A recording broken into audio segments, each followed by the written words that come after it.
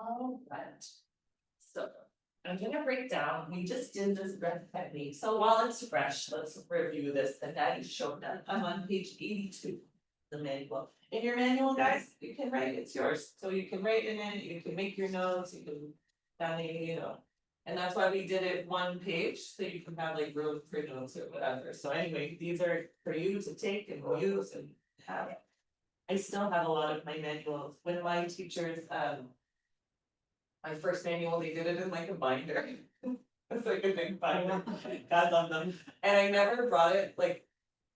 Cause I moved here from Canada, I had my things in storage and I went back, and because I had run a business, like in Canada, you need to save all your papers for 7 years. I had to like go through all of my waivers, cause before, then I had to think people could sign in online or iPad, I mean. In Canada, insurance is very important, and making sure people don't hurt themselves and figure it's like, it's. People are gonna sue you, so you should actually, so I had so much papers, every time someone came to class, like I had every day, I had like for each class, there was like 20 squares and they could sign in, like I had to get people to sign it, sign up. So I had this like 10 years worth of papers, and I had like so many, and I had to like burn them, so I did. I had too many papers to bring to Egypt, long story short, and my original manual, I just took photos of it. Logs. Can we have can you share the video? Which video? One. Use your laptop in order to take a copy of the practice. Yeah, I'm gonna share all of it for you, yeah, I'll put all of the videos, I'm gonna load them to YouTube, so I have like a little bit of time to. And then I'll put the YouTube link in our Google Drive, all of this is recorded, so you have it. And. Okay, so the night is Shona. And then we have two other people online with us, not live right now, if they wanna come there, but it's the time zone things. But yeah, all of.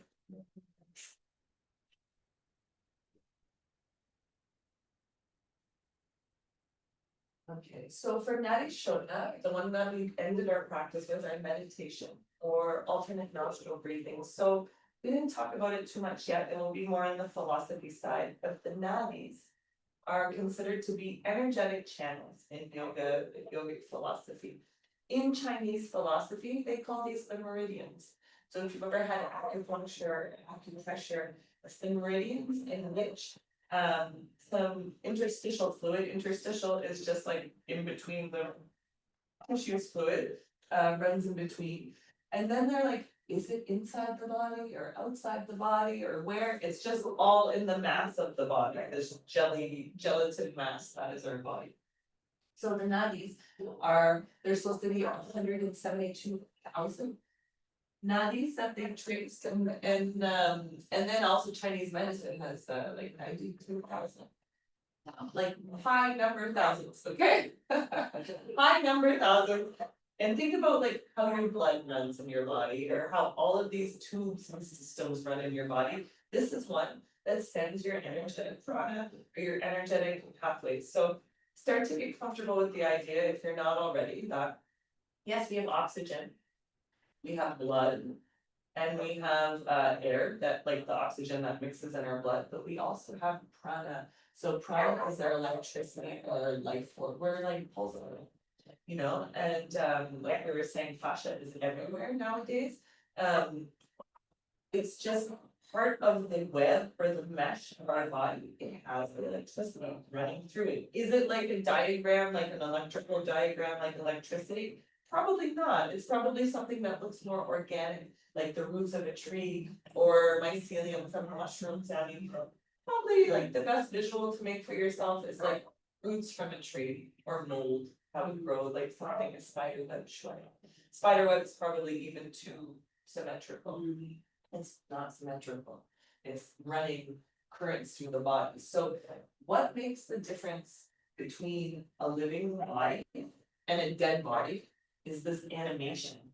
The living body can breathe, generate electricity, and then the dead body, it's very like the electricity's gone, there's no rosiness because there's no fluid running. They say when prominent yogis die, that they don't set into rigor mortis, like the, when we die, we get like, the body goes stiff and goes stiff for a while before decomposition.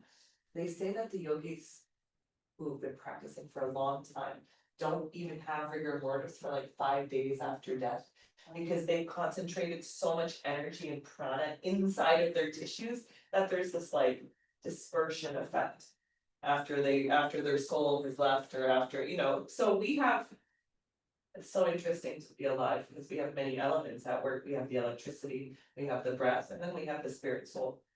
You know, so like once the soul left, they have brought so much vibrancy and life force energy and bioelectricity into the body that the body doesn't even break down because it's so fresh. It still has life force running through it. I thought that was crazy. So when we do manipulation of the breath, which is anything beyond just basic breathing, we're able to hold and charge that energy. The alternate nostril breathing is a really great technique. So when we breathe, we have about naturally, maybe you know that, maybe you notice, maybe you haven't. We naturally have one nostril that is dominant. So every 90 minutes, this switches. And your left nostril is responsible for, or sorry, your right nostril for the left hemisphere and the left nostril for the right. So inside of our bodies, there's a lot of cross lateral things going on. I don't know how the body does it, and I don't know why, but it does it. It's just how it is. So cross lateral is like opposite knee to opposite elbow, like across the body, okay? So what do they say? The left side is your creative side, the right side is like your engineering side, like how the brain functions. I don't know if that's true, to be honest. The brain is like a mass of jelly and an electric jelly. So, okay, they say one side is for one thing, one side is for the other. Some people are more right brain dominant, some people are more left brain dominant, just like we have right and left hand dominant. I don't know if that's an indication. And people that are more artistic, they said they're left brain, people that are more analytical are right brain. I think you can have both qualities, to be honest. So the alternate nostril breathing integrates both hemispheres of the mind. So it's a really great breathing technique if you need to give a presentation. If you need, like, maybe you need to do something that's outside of your comfort zone, like, yeah, a lot of people giving a presentation is terrifying for them. Maybe I have to like go into some art class and I'm very analytical and I need to like integrate that side. So this is a really great way to integrate both hemispheres and skills of the brain. And also just this great calming down. I would sometimes, like when I was in Canada and my daughter was super young, I would like go in my car and I was frustrated. Doing that. So the nadis are our energetic fiber optic cables, like I was saying, within the body in which our chi and prana flow. Nadis are the energetic channels. Shodhana is to clean, purify, or clarify. So just like any channel or any stream, it gets debris, it gets garbage. If I think of, I mean, it doesn't really rain in Egypt. So in the West or in the UK, on the side of the road, we have a tube to catch the water because it rains a lot. Egypt, it doesn't really have. It doesn't never rain. I saw it rain 4 times since I lived here. Yeah. And so they have these channels for catching water, or like small canals. And so they get leaves, they get garbage, they get whatever, all kinds. So does our energetic body. And so it's just the same with our fascia, we get like stuck or dumped up. So now Shodhana is forcing the energy through these meridian channels and helping clean and sending energy through more with more strength into clean. And then we'll get more into that concept when we go into the top about cleansing the channels. So science shows, as I mentioned, that the nasal cycle, unconscious automatic process in the body, we have a dominant nostril every hour and a half, every 90 minutes. The body has a lot of these subconscious cycles, like our REM sleep is about 90 minutes, sleep hack. Is that if you sleep for like 90-minute blocks, that's the ideal. So sleeping in like 90 minutes, 3 hours, 4.5 hours, 6 hours. So if I have the option to sleep for 6 or 7 hours, I'm gonna do actually 6. Cause I will wake up in the middle of my sleep cycle or in like, and then I'll be like more disturbed. So if I can time myself and this is awesome in the Ramadan sleep cycle. Cause I'll nap, I'll time my naps, I'll do maybe 90 minute or 3 hour, and then I'll like, I don't sleep for a long time in Ramadan, I sleep in like weird chunks at different times. As Ramadan. You have to go out, it's Tarawih, I have to go for suhoor, you know what I mean? And so I don't like to sleep the whole day, I feel like that's disgusting to do, I can't sleep for the whole day. But sometimes I need a nap for sure, you know, so I will use the sleep cycle, so the body has a lot of cycles that kind of run in 90-minute chunks. So it's sometimes more beneficial to actually, you're like, oh, I'm gonna just sleep as long as I can, do your, you know, again, back into the biohacking world. And things that they've realized from observing the body. So practicing this breath technique can reduce your stress and stimulate right or left side brain activity and harmony. So again, integration. So we just did it, sitting comfortably, breathing freely through both nostrils. You can cue your students to like how we were doing blocks of 4, blocks of 8, blocks of 12. It's up to you as the teacher to kind of like watch your students and your time management, how much time that we have. Sometimes you'll arrive to class and you have an amazing class plan that you did, and you get there, and because of the people, you need to throw your plan out the window and do something different, or be okay with changing your plan. But if you're like, I'm just gonna follow my script, good luck, like go to the corporate world. Go to the corporate world and you can just follow rules all day, all night, you know, but yeah, you have to be ready to improvise on the fly when working with body. So we went through all the technique, we start by blocking the right nostril. Oh, sorry, we would get like, again, I would tell my people, observe your breath, let's observe the breath for 4, because you can close your practice with the Nadi Shodha, or you can open, or you can do it independently. So if you're waking up in the morning and you wanna, I heard breath work is good for me in the morning, this is one that you can experiment with that. And you can do it independently on its own, it doesn't need the whole practice before, just happened to be that way in my practice today. So, this is one of my fave breath works, one of my super faves. Don't overdo pranayama. Don't overdo any of them, and don't worry, I'm gonna have like a section where I just talk only about pranayama, but we just did this one fresh, so I wanted to go over some notes. So, all pranayama should be used in moderation, especially while they're new to you, because you're still getting to know it. You know what I mean? You're still getting to know its effects on you. It's important to mention, you seem like well-balanced girls, but I don't know anyone's super mental health history, super deep. If you have any psychosis in your family or in your, no judgment, family, crazy time. But just be careful extra with the breath work, or if you have students like, usually people that are in a mad psychosis are not coming to a yoga class, but just in case, so people with like very fragile mental health should refrain from breath work. That, Even for a short period, like 15 minutes, is Oh, enough. oh yeah, even 15 minutes is long for breath work for someone that if they have something off. Yeah. Yeah, even just anything can, like, if someone had like, yeah. Breathwork has been known, like when people do a lot of Kundalini yoga, and we'll go into different styles of yoga in our next module. Kundalini, they do a lot of lots of it turning and moving and kriya, and it's awesome, makes you feel very shiny.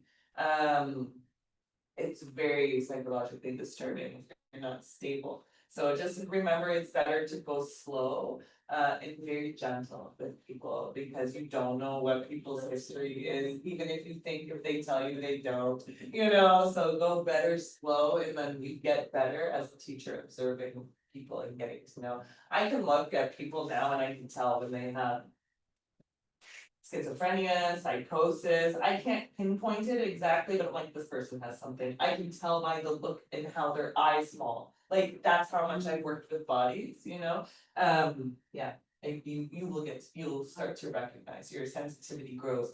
You know, when it's like when you buy a new car, then you start to see all the cars everywhere the same, you're like, hey, everyone has a Subaru, you know, like, it's kind of like that. So when you start to work deeply with your own body and work with other bodies, you'll just start to look at people differently. I love people watching all around the world. And maybe also because I'm a body worker, I'm like, oh man, I can notice someone has a small limb, or I can see like, oh, they have like a hip problem, you know, like you'll start looking at people differently, or like when you start to feel that, and yeah, even some of that, and I'm not saying it to like, what is it? Not racist, but not being racist, but being like exclusionary. But also, you have to like keep yourself safe. We are in a time, 2025, and it's not getting any less crazy. And I've just been all across the world in the last year, across the whole fucking thing. And after Corona, people are very fragile and unstable and unwell and unhinged. Yeah, I mean, very much so than before, you know, and I traveled a lot before and I traveled a lot in this past year and I'm like, what the hell is going on, you guys? Like, whoa, heroic, thank God for Egypt, alhamdulillah, again, for us. Thank God for Egypt, and not that everyone's mental health is so great here, people are just so stressed and they're just like, you know, kind of fuck it, and this, you know, inshallah, like, you know. So yeah, breath work, be very careful, in yoga class, there's not really any time that we need to do 15 minutes a section for breath work, like maybe if you're breaking it down, but it is super extreme, like even for our short breath work today, I feel very elevated from that, and I do breath work often, and we didn't do very much, you know. So yeah, just be careful, like all these 90 breath work guys going on and making people crack open and cry in the class and they're so.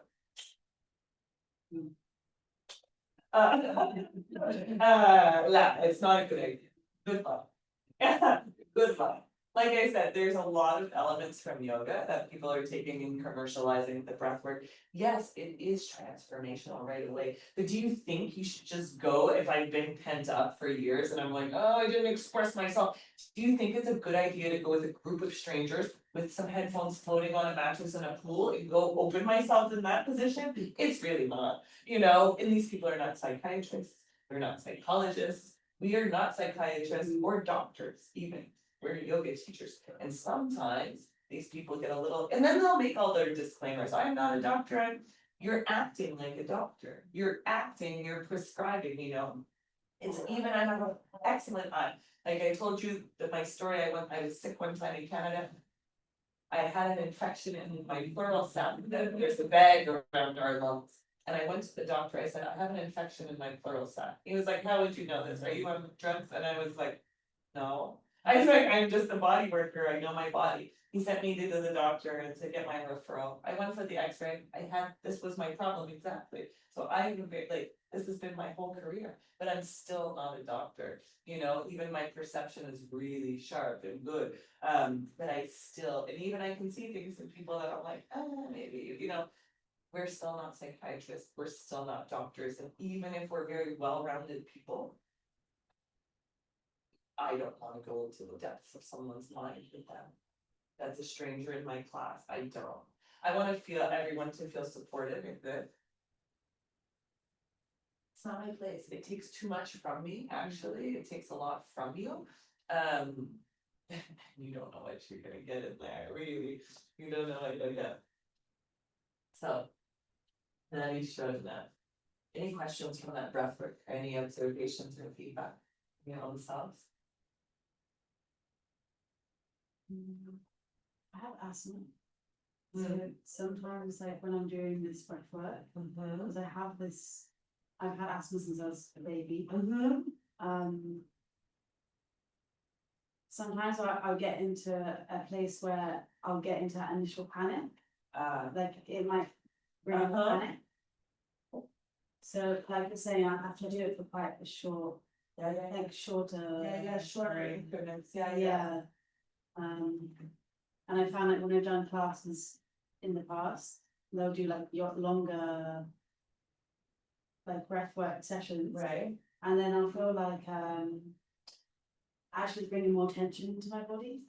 Yeah, Like I'm getting more exactly, tense. so you must watch this, Yeah. yeah, you must watch this, and that's just maybe your nervous system.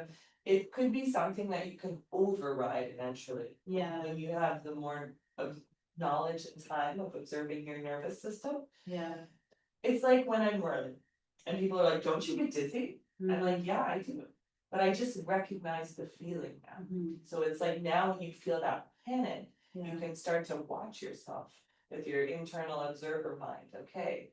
Why am I feeling this panic? Is it because my body is like triggered from this feeling and it reminds me of when I'm 4 and I had the asthma attack? I had asthma growing up too.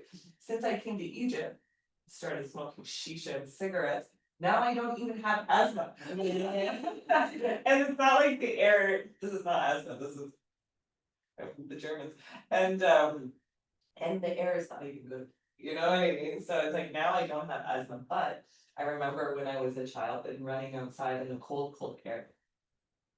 I lose my breath and like, I can't even take a breath, and so I would have to just think to myself, breathe in, 2, 3, 4, breathe out, 2, 3, 4, and I just kept like going on like that for a long time, and I would like go away from the other kids and be like, breathe in, 2, 3, 4, out, like, and just keep like from a very small age then. So it could be something, I mean, always trust your body and your instinct. But there are different sensations in the body that you can override with consciousness and reprogramming, Yeah. like reprogramming ourselves. So watching why am I feeling that, seeing if it leads to a memory. I'm not all about like going into like regressing into your childhood state. I don't believe in that, okay? I believe in, I can go into my energy. I can see something's there. I don't need to dissect it. I just remove it. Mhm. I don't care what it was. I don't need to go and apologize, get an apology from my uncle or my dad in my past. Like for me, that's a little too mental, but maybe some people it's like very valuable for them. For me, I don't find it. So I just try to feel again like a feeling in my body. Okay, what is the stress? And I'll just like try to remove it. Like think of removing it energetically. And then also just talk myself down. Yes, I'm fine right now. Actually, I'm breathing. When I feel like I'm not breathing, actually, I am breathing. Body just chill. So sometimes it's like, again, talking nicely to yourself, overriding, but then also like honoring what's happening in the body also. But yeah, just be careful. When you're in classes, even in my class, you know yourself better than I know you. Okay, you know yourself more than anyone knows you. And the person that will only know you more will be your child if you have it. That will be who knows you the best in this world. Don't expect anyone to know you better than you know yourself. People when they're in a class, they give everything to the teacher. Please take all my accountability. That's what it is. So people don't want to be even responsible for their own self. It stresses them out. So they go put themselves in the care of a professional or a teacher, and they're like, this person's responsible for me. No, they're not. And if you expect them to be, and you get fucked, that's on you, actually. And then we wanna blame the other person, you know, so just remember. We're responsible for ourselves and we are our own best teacher. If there's ever a time in a class that you just can't, you don't even need to explain yourself. You don't need to explain. You don't need to be like, well, I have this injury from because. Don't need to. You just say, I can't. Fine. You don't need to justify yourself and your needs to anyone. Also, keep in mind, like, don't use this to be stubborn and not push yourself, but have your own agency. It's very important, and you won't be able to go and manage a classroom of people and telling them that if you don't believe in that. So start to practice that, honoring your body, even like this morning, I'll use you as an example if you don't mind, like she was like, I'm not feeling well, it's my period, I was like, okay, like take care, but just remember, if I'm a teacher and I'm going to class and I have my period, still have to go, and she's like, okay, well, so I'm gonna like softly, and then you do with what you want with that information, you know what I mean? Sometimes we need that little like, to push us out of our comfort, But if you're like, don't just. Come back, slow. We don't need, like, life is for sure gonna stress us out, so we don't need to do these like gymnastics to be like this. Alright, let me find. Let me find us now. Alright. So. We'll have a little test tomorrow. And I'll tell you what it is right now. So you can think about it tonight, you won't have to like do very much, but you can pretty much just think about it, I'm gonna ask you what are the 6 movements of this spine. Okay. So we have it on page 99. And so we do them from table pose, of course they can be done in another pose. I can do them all sitting or standing, whatever, as when we're teaching them in class, we're gonna do it from the table pose. So we had flexion and extension. So flexion is when we round. And then extension is when we extend. Yeah. We had lateral bends, our side bends, which is another flexion of side and side. So I just think of the spine as a mechanism. How does it move? Flexion and extension. We had rotating and twist. So I want to talk a little bit about the twist. This is not on the test, but this is something that you need to know. So as we look at the spine, we have the 2 hips, we have the sacrum lumbar spine, our lower back, thoracic spine, because this is called your thoracic cage. The rib cage is called the thoracic cage, so it's connected to the spine, and then we have cervical spine. So as you can see here, the larger vertebra are at the bottom. If we twist, and then the more fine, smaller vertebra, it gets a little bit, it's like a pyramid, it gets smaller at the top. So we're sitting in cross-legged. And if I just like take my arm to one side and look to the side, I'm twisting, try it. Just feel it going from side to side, just feel. And my low back, it doesn't really twist that much. It's very stabilized. So as I go, so just go easy with your twist, and I'm just gonna go side to side. And then I'm gonna just try to like look over my shoulder, then come back. And just try to feel that action of the spine. So here I'm not twisting so much. The low vertebra, they don't. They just are kind of stacked as your stability. My twist starts to take more shape here, like T4, T5, thoracic 4 and 5. And then where does it really wind? In my cervical spine. I have all this movement ability in my neck. More dexterity than here. Here I can kind of tilt whatever. Small rotation, very small. But here, it's like it goes up. Like it spirals at the top, like like an ice cream cone, and it's just those spiral at the top. So we really have more mobility in the neck and the head for the twist. So when you're doing a twist, it's gonna kind of anchor from like the middle back. And then go. When I'm doing this, it's something totally different. But so if I want to keep the spine elongated and turn, the twist really twists at the upper back. So just keeping that in mind, and then also just like letting students know, like as another example, when we did legs across. It's not even twisting, like it looks like it's twisting more because the leg went, and if you look at my back. It's still pretty flat, even though the leg went over and the twist is more taking part.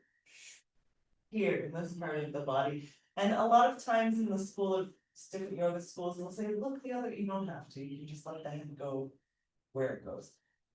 And more safety for the neck. So not only does it have more movement options, the cervical spine. I know we're gonna dive into the spine a lot. So what does this mean? It means it can get injured more easily. When it can move, it means it can be injured. And also all of the little muscles, so we talked about how these are like big muscles trying real estate. All the little fine muscles of the neck, they can get way more easily, so we have to be it's very delicate. You know, my yin yoga module, I did 100 hours, all lower body. And then I did only 24 hours. Neck and upper body, because we wouldn't for yin, we wouldn't apply the same time, the same stress, because the muscles are more fine, they don't need all the time that the thoracolumbar fascia and the thighs need. So just remember you have more ability to move because the bones are more small, but this also means they can be damaged more easily. So like whiplash is not even a move that's huge, it's just like boom, boom. And they, like, it just went a little bit off of alignment in a impact way, you know, so you could like maybe have the same impact in the lower body, wouldn't affect as bad. But because it's so actually fragile, you can have that. Axial extension, the last one is when you do full body stretch. Okay, so I'm gonna ask in the test, give me examples. Show me what it is. You can just do 6 movements of the spine that we did from our practice, and we're gonna do it again before the end of the weekend. This will be tomorrow in the afternoon. So we have flexion. Rounding of the spine, extension. We have lateral bends, side bends, the lateral access. We have our twists. And then we have extension. Technically, because we have extension, axial extension on their vertical axis, we also have compression shrinking. But we don't include that as a movement of the spine. That's what we're fighting against that, that's the gravity that we fight against. Alright, cool. Well, let's get into it. Let's go to page 113. This is the press points of yoga. So I mentioned this before you got here, Tina. So we were standing, like, see how the guy's got his leg out to the side? We wouldn't do it like this. This is just so you can see it. So the press points in yoga are a little reminder, you can do your this. So, and I'll give to you to press into the edges of their body. So remember, I've been mentioning the body to bring aliveness in it. I don't want it to collapse in on itself. I want to press and extend out and radiate my energy outward. And we're very alive and projecting energy outward. So I'll show you the press points. I have press points in the soles of my feet, in my knees, in my trochanter, this part of my hip. You could really feel this when we did the block. You could really feel this area of the body a lot more. Here, my hip bones. And how is that a press point? Either it's rotating forward or rotating in. So I really think of rotating in. I have my inner elbows and I have the rib cage and sternum. So when I think of all those points, okay, extend into your press points. I have to push down, I have to squeeze, I have to extend, and I can push down.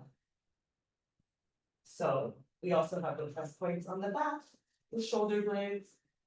I can bring them down. The bottom, remember I said yesterday we're gonna find these sits bones? This is what I was talking about, these little guys here. Underneath, they have little arrows coming from them, like the butt bone. And so also the sacrum, so these little guys. So, and then the sacrum, so when I think of pressing into all those parts of my body, here, there, knees, feet. Even opening the elbows down, pressing the chest forward, bringing the shoulder blades down. Or I showed Phoebe earlier, if I have students, I'm very hands-on teacher, you know, but sometimes you have students, they don't want to be touched or they're just in that mood. You can say, okay, extend towards my hand. So you can put your hands over the press point and just be like, okay, extend. You know, maybe tilt the tailbone down a little bit, so it gives them a visual. I would show them the picture. I have one of these laminated I would take to my class. And I would show them, see, these are your press points. And I think of, you're pressing, I'm not pressing them, they're pressing them from the inside out. So I can say, okay, press into the press point of your chest. Don't forget the press point of your shoulder blades, and so don't forget the press point of your knee engaged and the feet, and just those little cues, they feel like they're being very held, but you're not invading in their space. And it's a very good cue, visually, they can see it and they can also feel it. So for poly yoga, we use this concept of press points to do a quick alignment, and I don't even need to say any body part. Also, so if your students are like not there with anatomy language, or you're not there with your anatomy language, press into these points. Press into my press points, extend into the press points. How you use your language is up to you. Radiate into your press points. Expand, radiate, reach out, branch out. Many of this growing language, this language of growing. So we use the press points.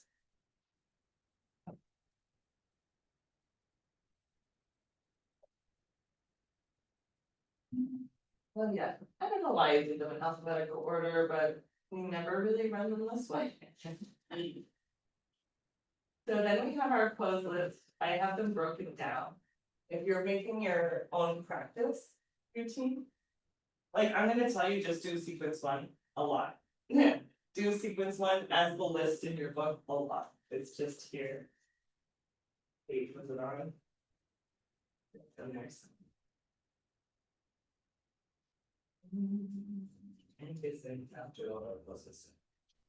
So we have them, this is also a way you could make themes of your class. I'm gonna do a class, maybe you get invited to teach yoga on the beach. And there's no platform, it's just sand. So I was watching this teacher do yoga at the beach and putting her students in child's pose, and they all have their face in the sand. I was like, it's not a vibe. Yeah, like, what are you doing, lady? Like, you could pick any other pose besides child's pose, like, why? Or if I needed child's pose relief, I could do it standing. You know, I could modify, I wouldn't get people to put their face in the sand. It would depend what kind of adventure you're going on, but personally, I wouldn't do that. Cause then they're gonna have like literally stuck in their skin. So if you get invited and there's grass outside, or you're teaching yoga in an outdoor environment, or even an environment that you don't wanna sit on the ground. You know, sometimes you don't know where you're going, and you get there and you're like. Oh, and even if you have a mat, sometimes people don't all have mats, you don't know, so you wanna be able to modify. And have it broken down. That you can do it, or I need to do seated postures, this is a group of older people all in a chair.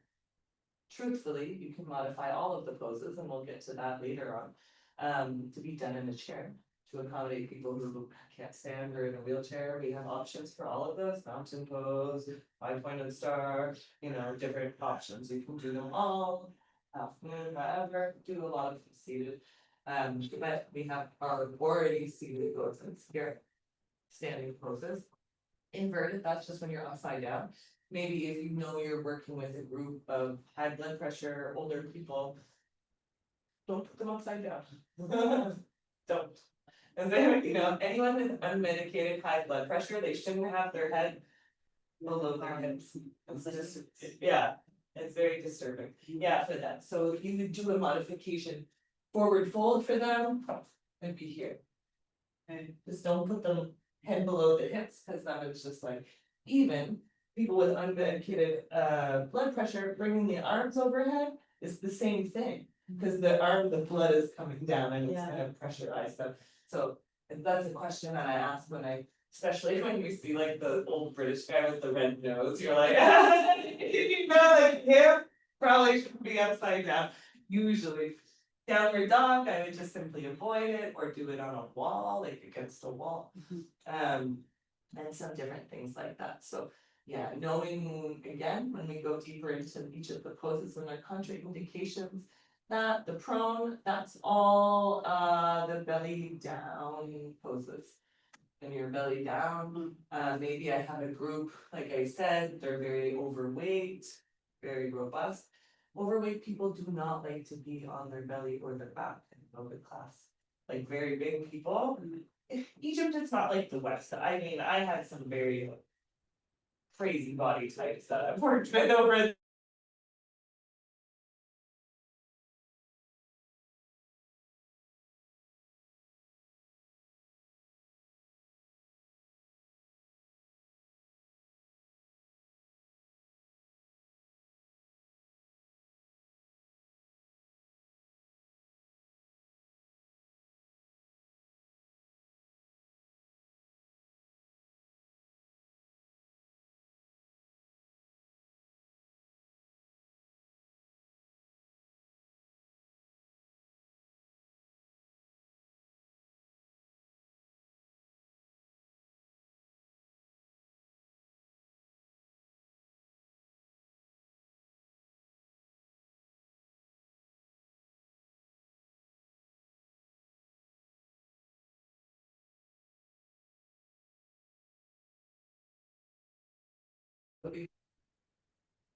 How can we benefit? Because benefit others. Because this is a practice that brings a lot of benefit for us that we love, and that's why we wanna share it. That's what our authenticity of sharing, it comes from what we've realized it can do for us. So I wanna be able to, like, maybe my old grandma is alive and I wanna be able to be like, yo, grandma, like I did this, it was so awesome, I think you could really benefit or really enjoy from this. I can't show grandma to do a pose the same as me if she's like very old, right? So I have to be considerate and think and watch her body and how can I give her this in a way that will work for her. It's the saddest thing that people just put old people, like over there is actually an old folks home. Across, right there, yeah, and that's very, very interesting, I haven't seen that. Yeah, I meet the old people all the time over there, they're so cute.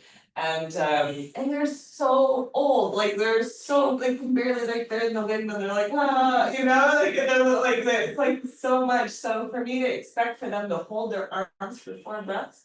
That's so unreasonable, you know, so I have to. It's contextual, textual, life is contextual generally, but especially teaching yoga. Oh, they have them. I have them. I have them in alphabetical order. And when I find mountain pose. Mountain is page 152. Okay. So. Here I have my arms in a super wide position in my little figure. Some different ones that you can do. When you're doing any arms above the head. Like I was mentioning, we can have the arms more in front. Because what we're watching for is this area of the body when we start to bring arms overhead. So a lot of times I'll cue my students by putting a hand here.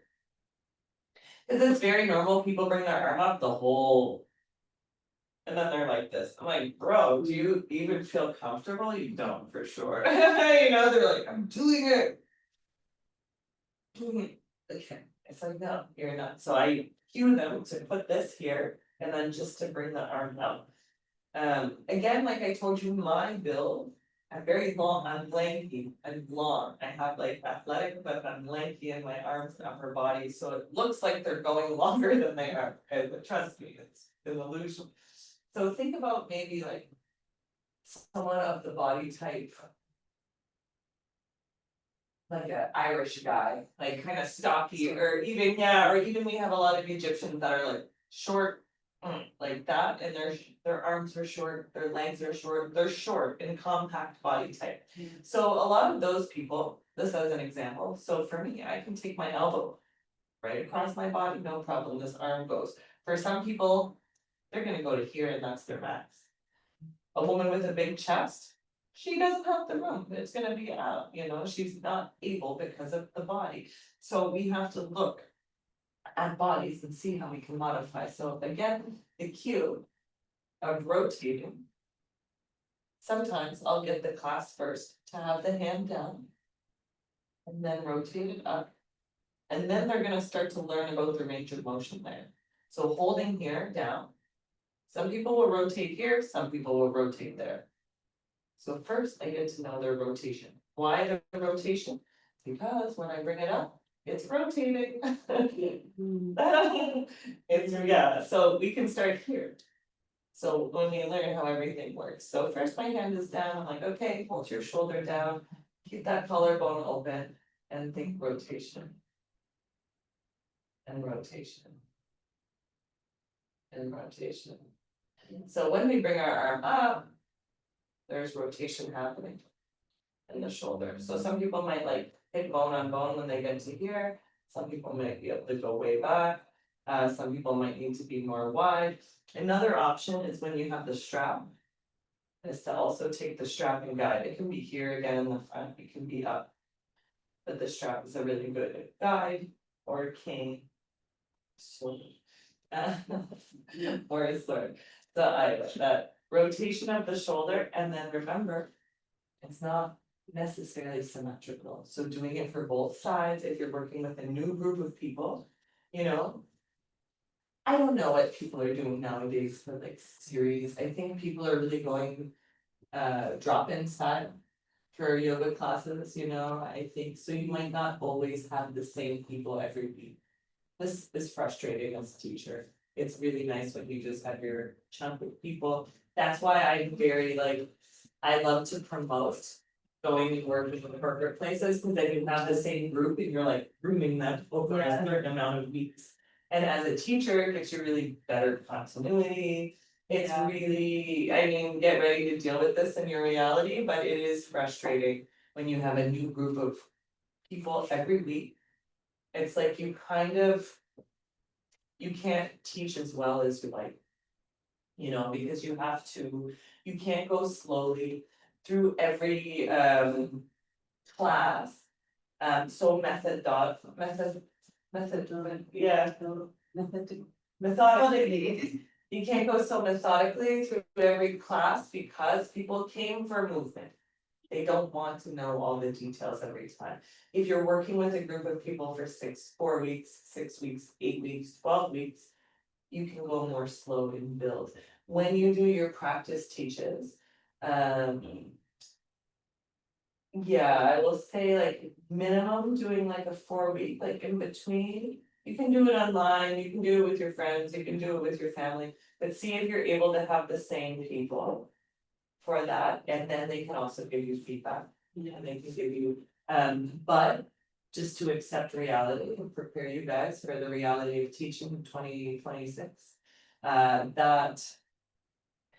You will probably have drop-in classes if you're working, if you're not doing your own studio thing. You will probably have people dropping in and it's not always consistent, maybe you'll have like 1 or 2 consistent people. And you'll probably have rotating cast, you know. If you can avoid that as being your first teaching, it will be easier for you. But. Do what you gotta do. So mountain pose is a really great pose to introduce to your students, also the concepts to the press points. Oh yeah, you can super stay there and comfortable. Mountain pose is a great way to do the press points. So here in the photo, I have my full mountain with my arms open, but. You can start with the quiet mountain with the arms down.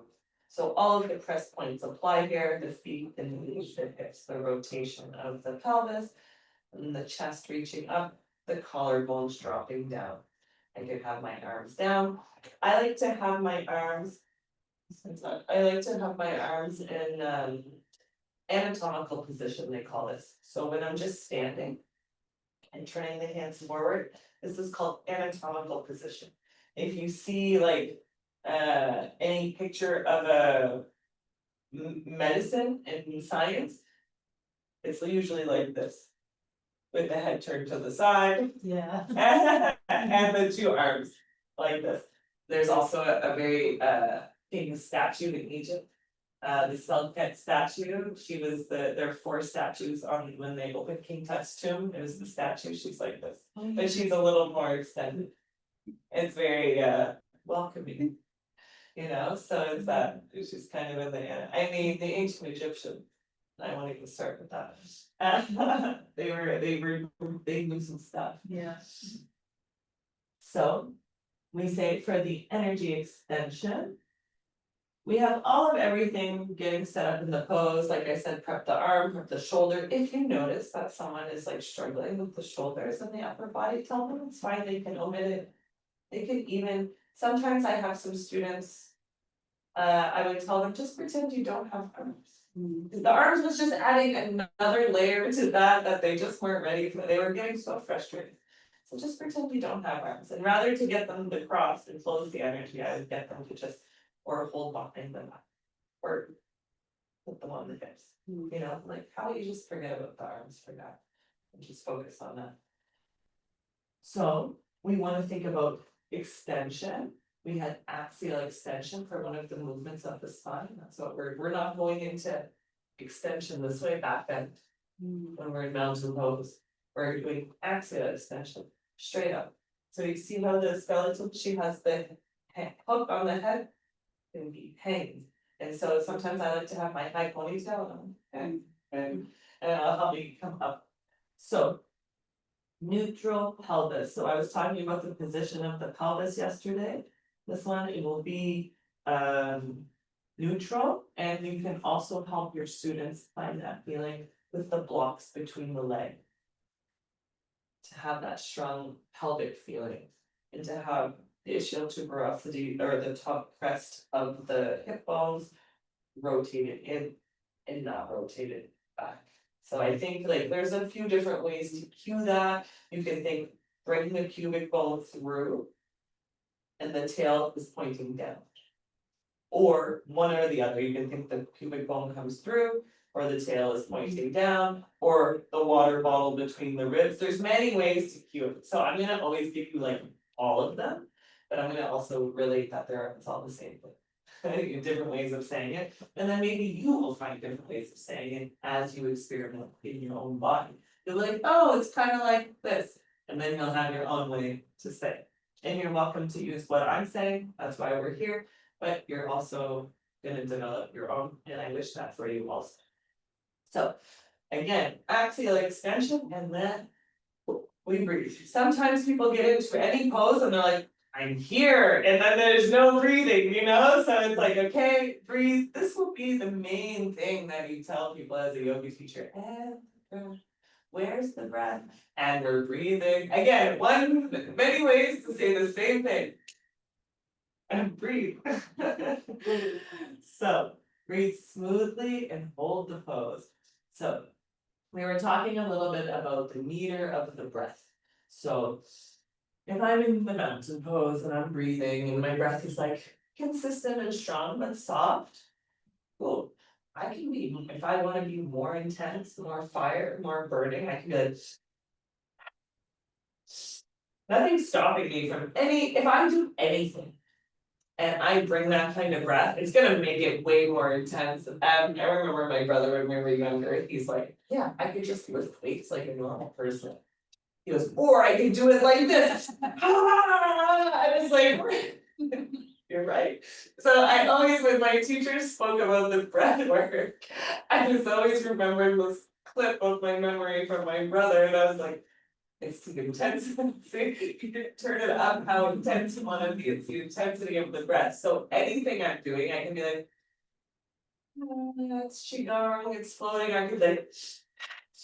It's the same thing, but it's again my intensity and what I wanna put into it. Some of the poses you would have noticed this morning that like.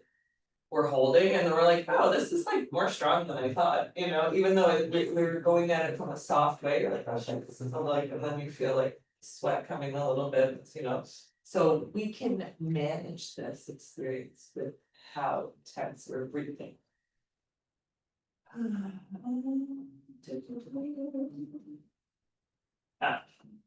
Where it says to conclude, exhale and lower arms to shoulder height, what do they mean by that? They mean go here, open, and turn.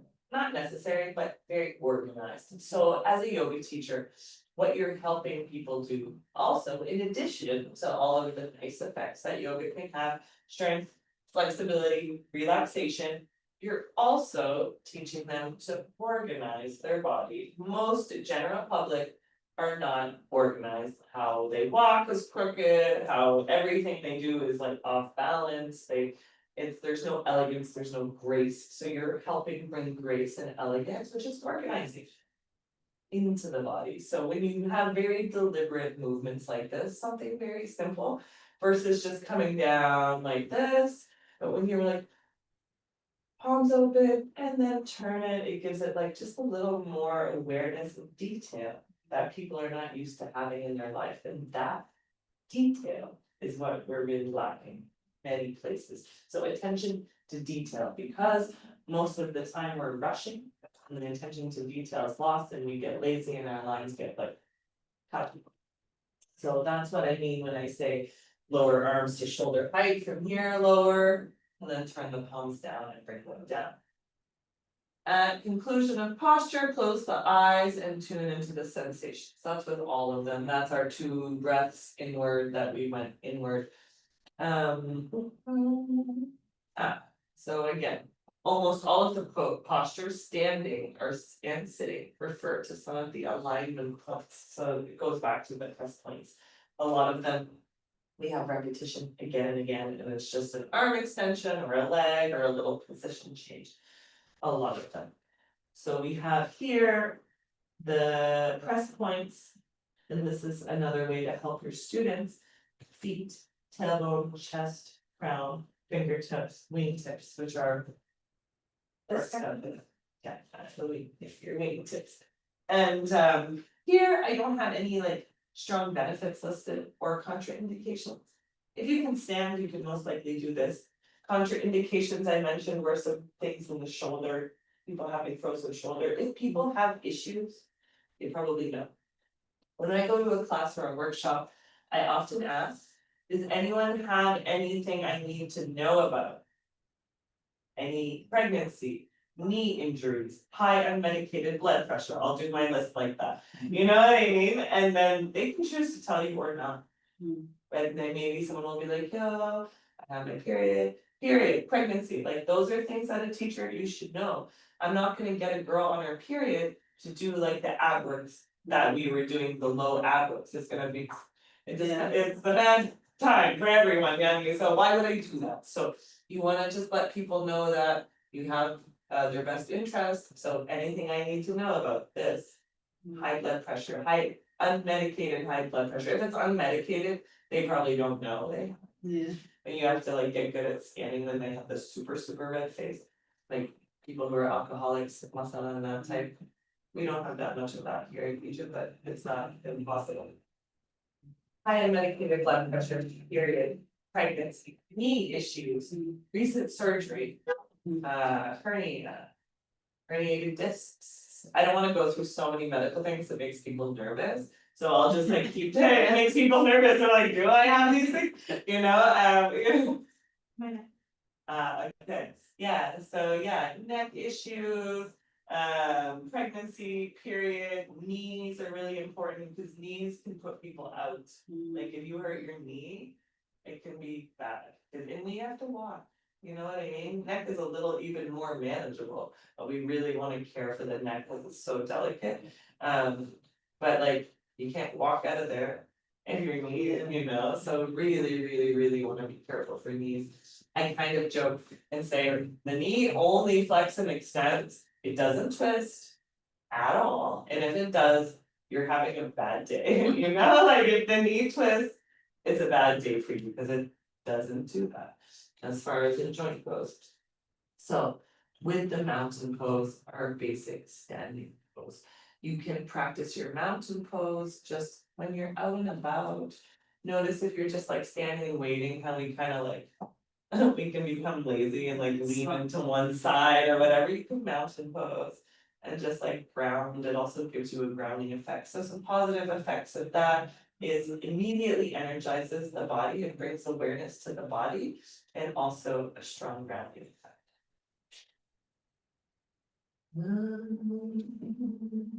So here we have a little bit of more notes. Yeah, so see, contraindications, I do have it. Then why don't I have that?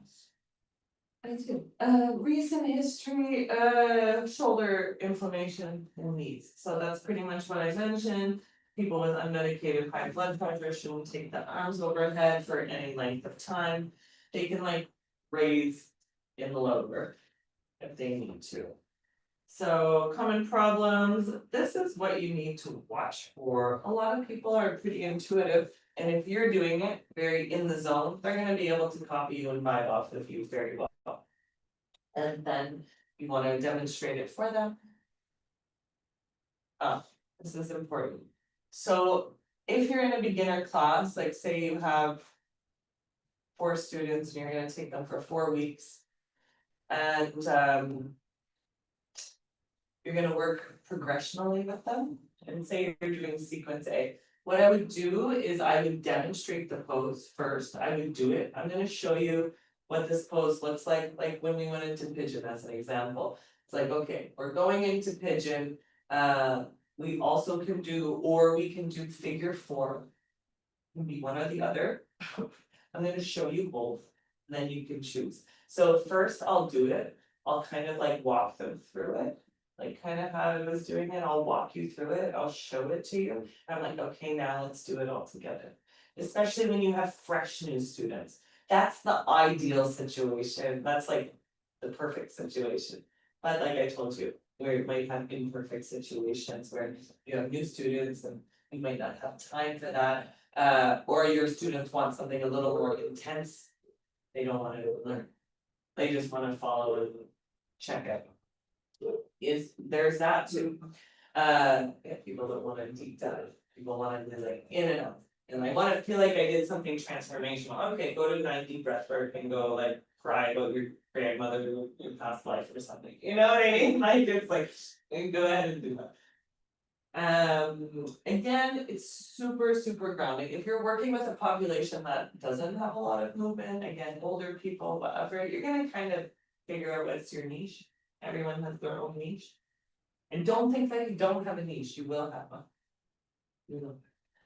And don't be in resistance to it, it's cool to go inside of it.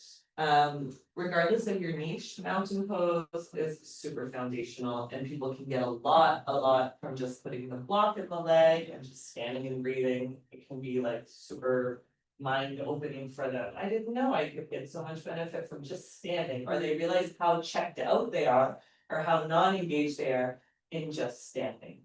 So the common problems or the contraindications, like I said, is the shoulder.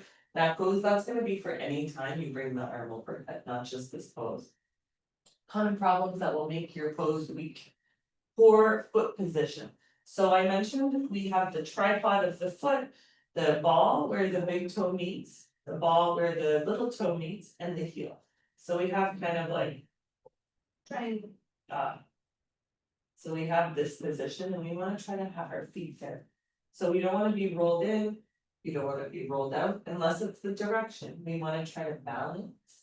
We wanna be able to pick our toes up at most times and put them back down.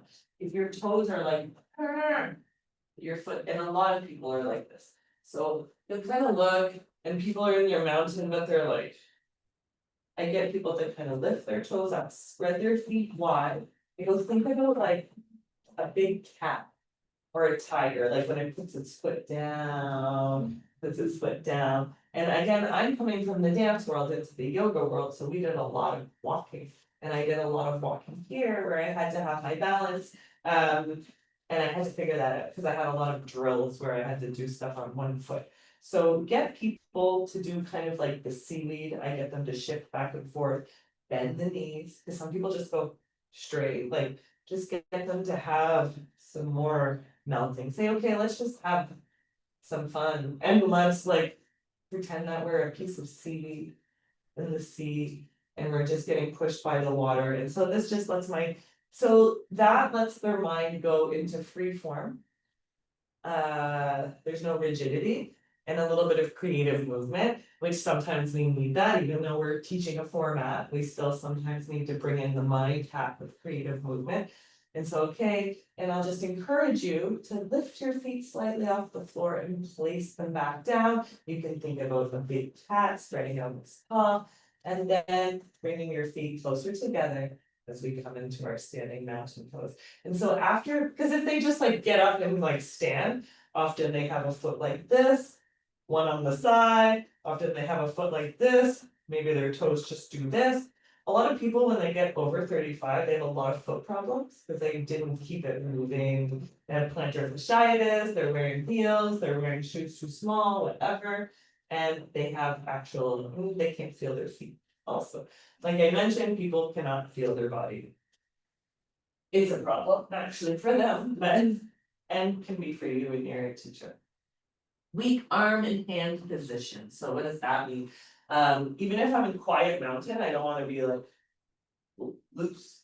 I wanna energize them alive. So it's not weak, it's strong. Arms too far forward, so yeah, could be too far. like that, they don't need to be. Hunch shoulders, cutting off circulation. In the shoulders and arms, so if someone's like this. Notice, there's some people, again, different populations. They've been working at a desk, they haven't done yoga or any fitness or anything, okay? They're coming, they're like, I need to make a change in my life, I heard yoga is good for kaza kaza. Now they're in your class, you're like, you know? It's your job to take care of this person, so you have to look. If I can see someone is super shaped like this. I might put them in a cat or cow wide and get them to open a little bit. Or I might get them to also open. I wouldn't necessarily get them to go like this. This is so stressful. I'm stressed doing it and I'm stressed looking at it. When I have to look at it, it's so stressful. So if I just see that they can't take this shape, I probably will give them a different arm position. Or I'll get them to hold a strap open.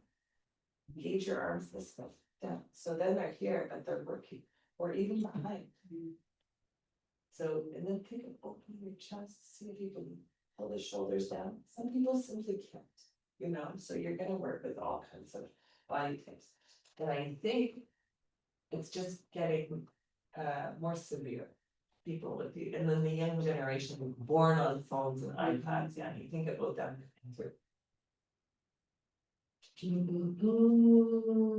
Forgetting neutral pelvis, so again, sometimes when we axial extend, we remember, we said, don't let this close. So neutral pelvis is neutral. Not tilted back. Not tilted front. Neutral is still a little bit tough to engage. Because naturally, because of our lumbar spine goes back, we have a natural curve, and if we just leave it, it will go really far back. So having that little engagement is really important, and then forgetting press points. Press points is perfect for mountain pose. So that's mountain pose. Let me.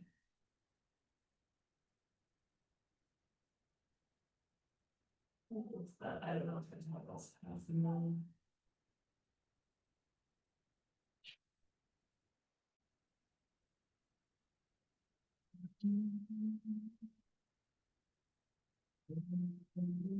Let's go next into, actually, I have a crescent. I don't have it called half moon. This crescent is also known as half moon. What is that, the oddity? The hilal of the crescent moon? Like the Saudi Arabian,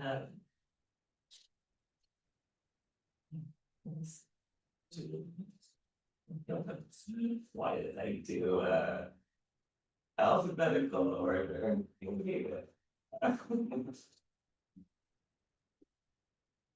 Half moon, artist and Vasana. They have it as half. So when you see crescent on your list, guys, sorry, also half moon.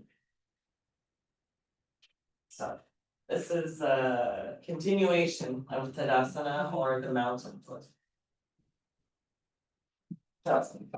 I'm using the terms like interchangeably as though everyone knows them, but. So mountain pose is called Tadasana. And we should at least know that Sanskrit one. Ardha Chandrasana, Chandrasana is the moon, Ardha is half, so the half moon is also the crescent moon, that's why I call it crescent and the other one. So we begin with mountain. We inhale and raise the one arm slowly overhead. All of everything we just talked about with the arm, with all this haga, same, don't forget. Everything's impermanent. I want to show you. Also, we were saying with the strap, so. Half moon, when we did it today, we did it with both arms and then we went to the side. You don't have to do both arms. Sometimes you can just do one arm. Look at my photo. I can take my head up to the side Often, a lot of people don't have the axial awareness to take it up to the side, and they drop it and it makes more of a problem. So I'll get them to turn and like look, but keep that extension long. So I'm like here, remember when we were in the warm up yesterday and we were on the floor doing that? Moving the neck. So I really like that action of opening here. And then taking in all those points. And taking it over to the side. Also. Anytime I do arms up. I can take it over to the side and I can, this is still crescent. Think it's not the arm that's crescenting. It can also crescent. And with that said, I will also keep a bend in it for my aesthetic. So, but really what I'm crescenting is my spine. And I'm gonna push a little bit more into this side of the body. Push. I'll be here. I'll kind of do it at the same time, a little bit off my center. So I'll push. Go up, versus if I don't push. And I just tip over, I'm closing here, so here I'm able to like extend a little more and go up. So again, if I bring one arm up and I just go over, it's a little bit compressing. Versus I always want to think I'm creating space in the body, I'm creating space, length. We want, and when we get more into the planes of the body, that will be in our next module in December. Oh God.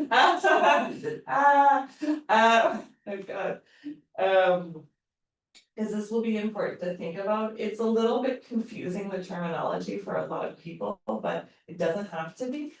And I'll just say a little bit of it now. So with the cane, I want to think of, canes are really good practice. So I have my frontal plane and my back plane. There's one above my head. There's side plane. You know, so when we talk about anatomy and movement, like we were talking about the 6 movements of the spine, here's my central axis, okay? And anytime I go away from my center, I need to be aware, but there always is going to be something holding on the center, and I want to always come back. And going off of center and come back. Anytime I'm going off of my center, I have this push-pull opposition in my muscles. So when I go up and over to the side, I'm very holding my opposite oblique from belly down. When we do rib cage articulation, and I'm moving my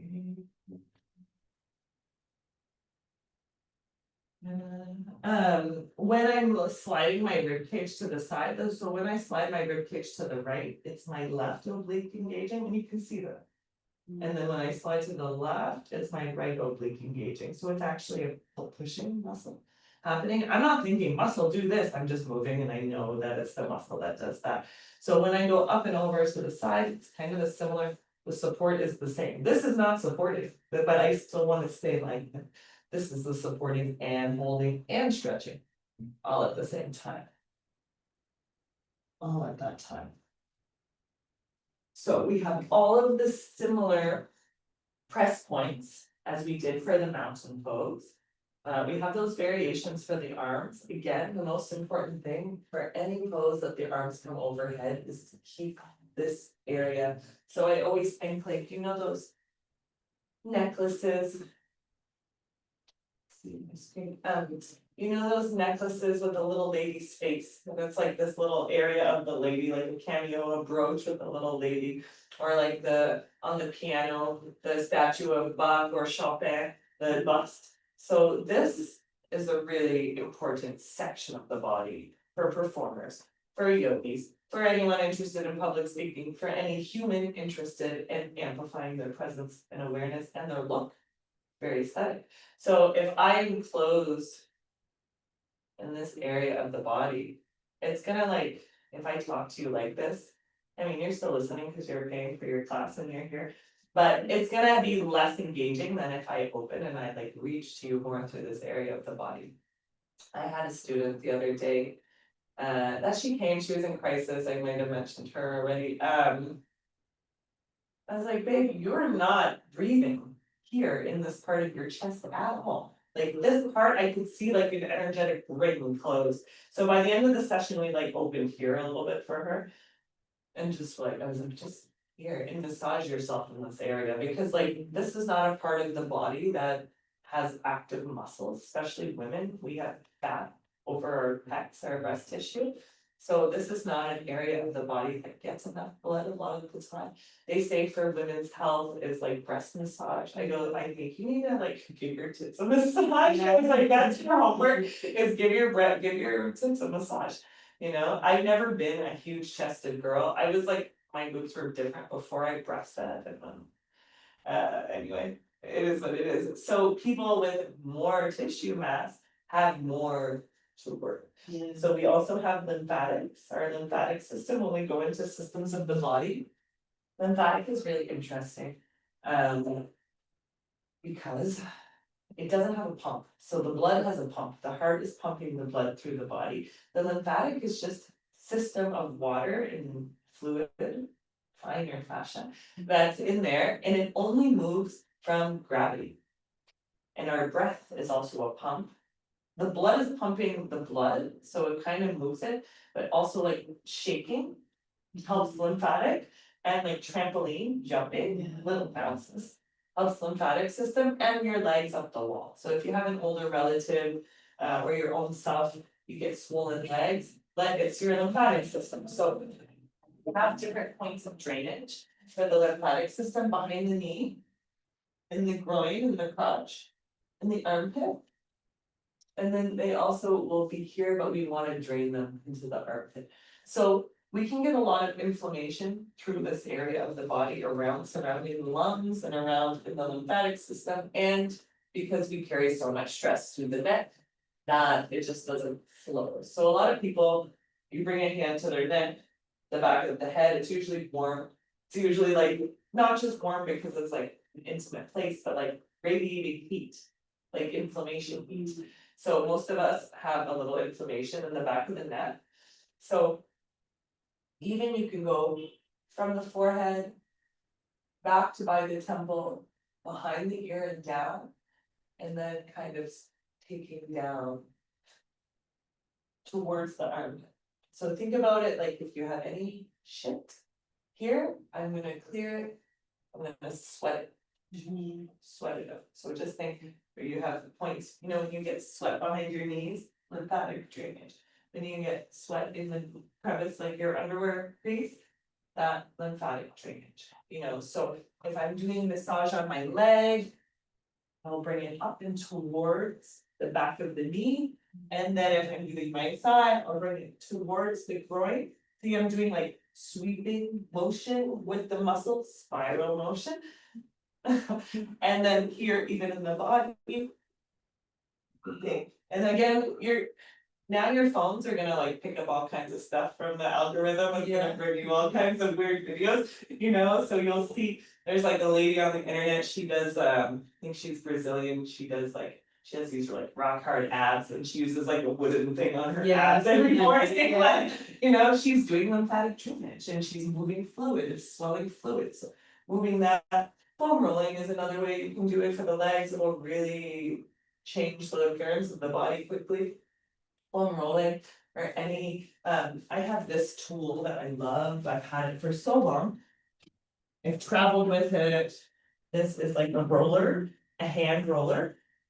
And yeah, I'll do my legs, I'll do my body, I'll do all through it, but like, I'll take it when I travel, it's amazing. The tiger tail.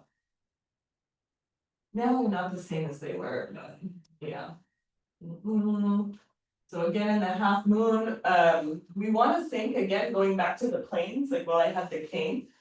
We wanna think that we're kind of between two panes of glass. So what do I mean by that? I mean that I'm not rotating front and I'm not rotating back, I'm just simply. Going to the side and going to the side, it's like I'm up against the wall and I have another wall right in front of me. And I can't go front and I can't go back. So maybe if I'm a new person in yoga and I'm going to the side, I think, well, I can go more to the side if I go front. It's not the same pose, so halas, like you just go to where your max. And your max doesn't have to be so max. You know, that's our job as teachers to let people know where you are today, right now is fine and okay, and stay there. And breathe, you know, and again, using the breath for a measure. Say I went over to the side of your student. I went over to the side and I'm like. Can't breathe, like, you know, what are you gonna tell me? Stop. Stop. I'm gonna say, maybe come up a couple. And see where you can breathe, you know, so the breath again is a meter of where you're at. The breath is telling you, if you are in a position and you can't breathe, you're not doing it. So just get it out of your head. We have this very like achievement-based society, you know what I mean? So being able to keep a nice meter of the breath means you're doing. It can be strong also, so sometimes if I'm holding the pose on the side. I need to breathe, it's hard, I'm working, you know, I need to breathe stronger, that's okay, as long as I can still inhale and exhale, but if there's a point where they're choked out, you'll come back a little bit short. So. Very similar everything as the mountain pose, and then just make sure that there's not twisting, it's just. Lateral flexion, there's no twist or forward or backward, just straight verticality with lateral. Moving. Anything else? This literally just takes you step by step. So when I was new, and I went to my first yoga weekend, what I did in my time in between. I pretty much, I went through sequence A, I didn't make it through all, like my first month. I didn't make it through all of the sequence A because I was going through my book. So I brought my book with me and I was like, okay, on the list is this, and I would look it in my book and do it based on the book until I very integrated it or when I had questions. So yeah, I went through the point form steps and did all that. I went, do not let the chest cave inward or forward, so what do I mean by that? When I'm up and extended, I want the verticality, I don't want to go down. If you're starting with a person that this is their default and they don't have the strength to lift their chest. Get them to way it forward, just for functionality reasons. But not this is not the same thing. So thinking of the chest. This relationship between the sternum and the chin is so important. So I will keep, like, see how the relationship doesn't change at all of my. That doesn't change at all. And that doesn't change at all. If I'm rotating, it doesn't change either, cause I'm rotating here. You know, unless I wanna take my head around, so this is a moving piece of the body, or a lot of them will be something to keep in mind. The variations that we spoke about a little bit. Keep one hand on the hip. The modification for people with a weak back or take shoulders. Those ones that we're talking about. Hold arms shoulder width. Apart. Fast opposite elbow up to head. So using the yoga side, you can also put people in this position. Forgot about this one. You can put people in this position so they're more engaged, and I'm kind of like pressing back into my head. And lifting out here, and then you can just get them to go to this side, they're not gonna go as far. But they get to see more visually satisfying, because the elbows make it look like they're going more far. And then get them to like strong. Strong, and then like I said, also you can just omit the arms. But it's still a stay. Nice and small. The contraindications. Shoulder bone, low back injury, ankle hip injuries. Trunk injuries, so torso injury, maybe they have herniatus. And just get them not to take it too extreme. That way I would get them to like really accent the hip out to the side. I would just say stay really stable and just kind of come up and over. So I say, see this plant right here? How he's, like the one in the middle coming up, he's a great example, he's like going, and then they get up to a point where they just are like too heavy and they, anyway, so we kind of want that in our yoga class, you're never gonna see a plant be like. Unless you stepped on it, but they're always vertical, reaching vertical extension and then it falls, so this very like beautiful vision. Of this or the blade of grass coming up and reaching, so we kind of want that same quality, it's not like here, I can go to the bend easily. But I wanna be like. The my verticality. And it's a different feeling. Also, if you're like, picture the plant, I try to be very visual, I'm a very visual person.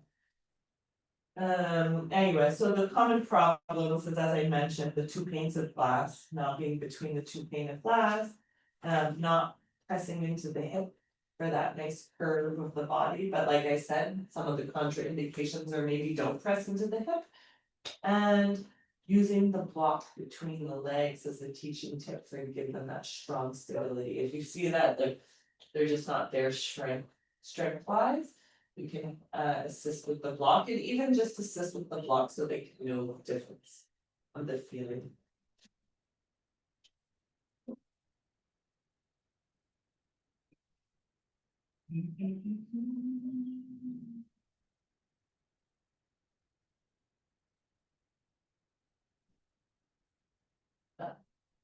This forward fold. Actually, I'm gonna go with not frozen. Update this note. I'm gonna go into operating.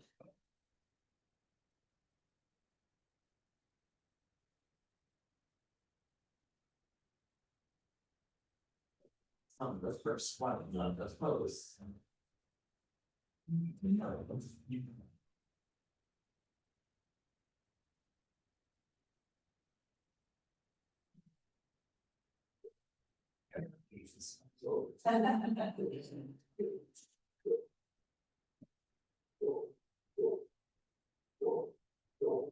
Alright.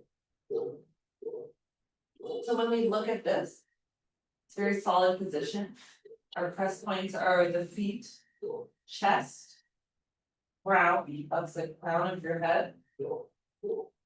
Lengthening, tailbone, fingertips, shoulders. So when we say crown. I think my little ponytail, so I was like, I had to go rent a studio, it was before I renovated here. And I had to like, I was on time, so I had to go like, do a bunch of photos in front of the background to superimpose myself into the book. So this little ponytail is not a winning hairstyle. My line of my crown would be just like a little bit before. I feel like it throws off the alignment, my crown would be like here. Not where my crown is. I feel like it's a little misleading. So, you say, stand with your hips comfortable hip distance apart, arms at the side, comfortable hip distance. Doesn't have to be super wide, but it's certainly not super narrow, so again, getting to know what is your hip distance with the block is a really good way to do that. So we inhale, like I said, I like to try this one on first, and it gives me a chance to like check.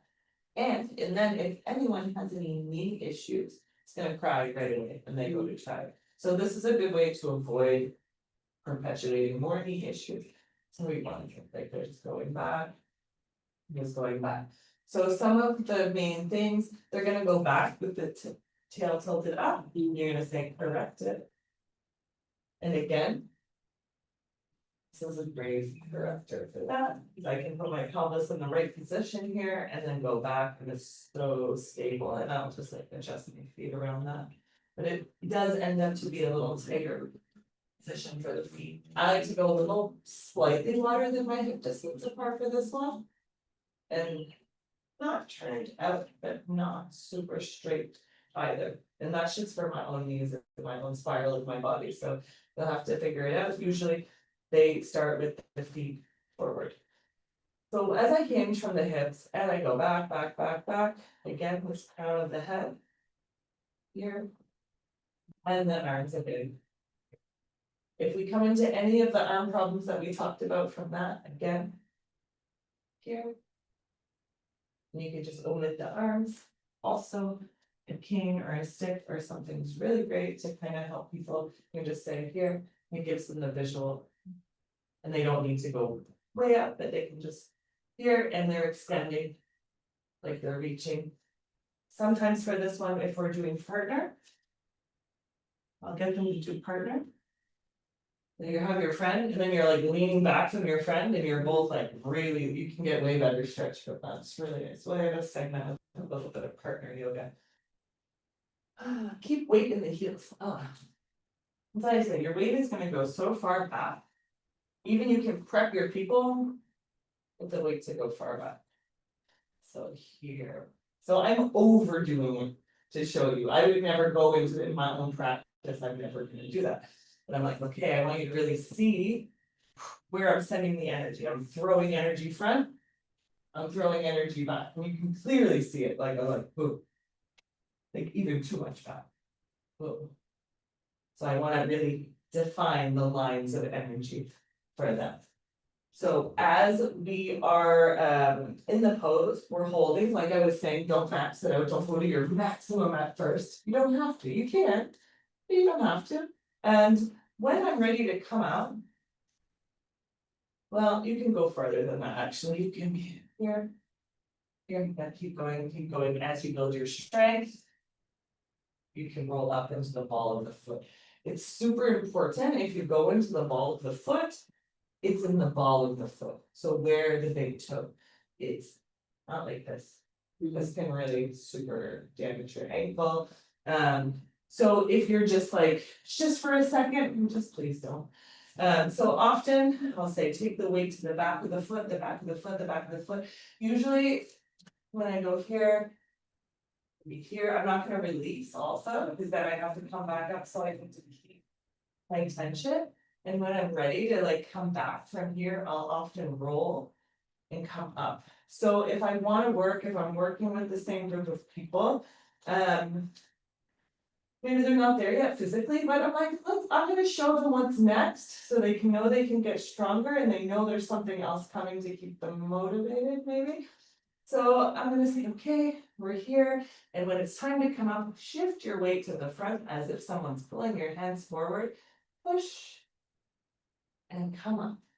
So I would use that to watch their ankles and see how they're doing. So if you're like, okay, shift your weight forward and now push and come up, and they're all like this and that go, like then you know for sure, Halas, like don't, you know. And then if someone is doing fine, you can go up to them and be like, okay, you can take it into this and just give them the advance. Sometimes I won't show the most advanced version of the pose.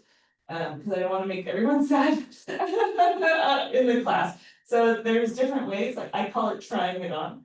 Like we said, okay, let's try it on and just see. I didn't fully commit. I just tried it on. So I went down, my weight is super in my heel, and then I'll bring it forward and really think of tight through there and here. So you can take it down, even into that high releve. I'll just say, if you feel like you need work on that, everyone usually does if you don't have dance background. So you can come into a wall and just go releve flat, releve flat, releve flat. The more basic is even just doing your tongue. So when I'm rolling or sliding my foot out, I'm going up to the roll, or I can just go to here to the ball, and I'm pushing to the ball, and just get my foot used to that. I'm coming forward and coming back, coming forward and coming back, coming up onto the ball. I want to make sure I can pick up my toes up. The weight is where my big toe and the ball meets. I'm squeezing everything, and then I maybe can practice here using a wall. I use the stick a lot, I use here, using here, and then next level is one. One thing you don't want to have releve, we call it. So releve, high, 4-inch heel step. Okay, we don't want to be in. Yeah, the little flat ones left. This isn't it. And this will go, the pressure goes into your knees. this way, when I'm up high and I straighten, my line of engagement, it just goes straight down into the big toe. When I'm here, it kind of relaxes around my knee and puts more pressure on my knee than is needed. So if I'm gonna go into releve, it needs to be high, it needs to be extension, and my calves are super, super engaged. So if that's something that you need to work on your own self, most of us have to. I do releves and jumps every day. So, mostly every day. And it's kind of part of my practice. I'll do jumping like this, like the qigong, making the energy. And then at the end of my workout, when I'm already tired, I'll do like 20 seconds of jumps like that. And then when I'm going, before I come off the ground, my foot is going through this, up, and then I'm going back, down, and up, and down, and up. And you can even do it in slow motion like that if you're like, I'm not jumping. That's not a thing. I can think of bringing my foot up, down, slow-mo, up, and down, and up, and down. And these are details for you as teachers, for your body, not necessarily for your students. Maybe if they're on that wave with you, but you have to understand that your students are probably not as interested in all your geeky stuff as you are. They really aren't. You know, we're now in a control group of people interested in being teachers, so I'm gonna tell you all of the geeky stuff that I know. Because it's important. But when you're working with a class of low commitment people and they're coming to be with you for an hour, they just want a transformational experience. They just want to move. They're not that interested in the little details. Or poses. They want poses. And cool poses. Yeah, maybe. I mean, they're all cool. Like, it's all cool because there's ways to work with your body. But having that in your own body awareness, then you can pull out little pieces here and there, like, wow, she's so knowledgeable, you know, like, so just little things, but don't oversaturate your class with all those extra bonuses. They won't appreciate it and you won't have time. So your main objective as yoga teachers is to get people moving. And then maybe if you're working with the group for longer, that they want to go into that with you, they like how you explain things, then that's when you do it. But it won't be the whole meat of your class. It's weird to just see a hand in the window over there. It's just going like this. My neighborhood's so weird. Everyone's like, oh, New Cairo is good. I'm like, it's so weird. Because it's really mixed here. We have like some shabby area, and then we have like these weird, I don't know, in-class people that they think are just like very weird. So like when you have, again, it's like if I'm working at a gym and people are coming to yoga in the gym, they kind of want like, sometimes people don't even stay for the relaxation. They'll be like, hey, gotta go, and then they'll leave, or yes, I'm like, don't do that. Don't do that. You know, maybe if someone mentions it before the class, I have an appointment, I have to roll, but like, yeah, some people don't wanna sit in stillness. It's not for them, I mean, the yin is not for them for sure. But when you're teaching a yin class, you have to kind of be good at storytelling. Or have a theme that you're rocking with. People get so anxious inside of their own body. It's really something. The benefits of this pose, it's a super strengthener. I'm sure you could feel the quads, the legs were working, the ankles, the abs are working, shoulders, back, your extension, concentration, because we're checking all the points, your balance, groundedness, and circulation in the legs. So this one is like a power-packed pose. I can actually do a lot. While you're practicing in the next month too, for the next few months, watch yourself. And see what are some poses that you're like, you're gonna do this, you will. You're gonna leave one end of the sequence. You're like, hey, I don't need that one today. You know, watch which one. Those are the ones you need the most, you know, so that will be part of your homework is like watch which one you leave out or just watch where you choose to be more lazy. Yeah. We all do it. No judgment, Abby. I do it. And then when I actually force myself and go into these poses, and I'm like, I shouldn't have avoided it all that time. I actually need it so bad, you know? So watch yourself for that one. It will be like probably you have like an intrinsic, it's weaker naturally. or maybe you have something that your body just doesn't like, it will tell you a lot. So common problem for that one, knees out of alignment. So remember when I went back and my knees opened, when I went on my heels? That is not excess dog tilt. That's too much tail back. We wanna have the pelvis closed. Way too far forward, you need the weight back. You need the weight back. So remember in threading the needle, I said take the weight of your ass back to where it belongs. Belongs in the back. So I wanna keep that in the back.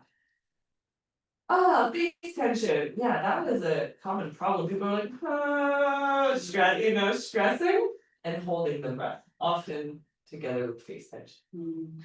They're often coming to the same party together. So, prepare with core work, if you know that this is gonna be part of your flow today, or maybe you have a theme. For your classes, and we talk about this in class design, how to theme your classes. You can have a lot of core work, be like, okay, we're gonna focus on core and axial extension today, we're gonna focus on lengthening. Truly, most yoga classes are focusing on this, but when you put it that way, they're like, right, we're doing it. Thinking about, anyway, that axial extension, we're gonna do some prep today because we have some strong poses like this, so then. One's like the balancing angle that we did, this one with one leg back, and extending, angling forward and some other ones, Yanni. What else? Yeah, core work, muscles around the knees. So in the warm up before you were here, Tina, we did a little bit of like leg work where we're circling the legs like this. This is a great warm up for really anything dance, sports, yoga. And it targets, it opens up the quads a little bit, it warms up the quads and the blood, and the muscles around the knees are all these guys. A lot of them come and connect here, a lot of them connect underneath the knee. So a lot of this, if your IT band, and this stuff is too tight, you can often have a sore knee or your glutes are too tight. It's gonna kind of pull here, and it's gonna bring your knee out of alignment. And then when we're bending and flexing, that's when we have pain or it doesn't feel great, because it's not in the, it's just hair, millimeters. Millimeters, something centimeters, millimeters, millimeters. Here's some variations. You can start with the arms in Tadasana and keep them as you go down. I've never done that.